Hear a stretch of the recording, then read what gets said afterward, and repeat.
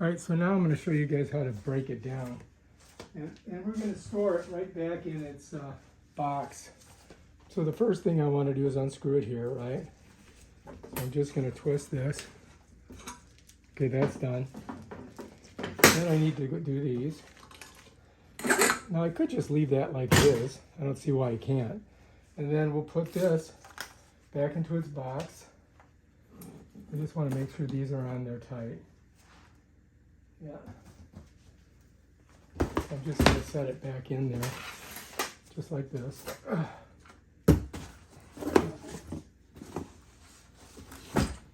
There we go. And then this stuff, well, maybe we'll take these off, make it easier.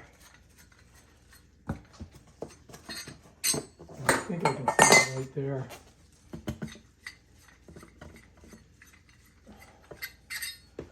Like that. You follow me?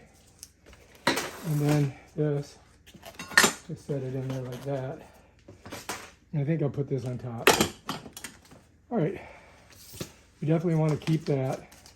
That's going to give us information on how to use it. And I think we're ready to go ahead and just kind of wrap this up a little bit.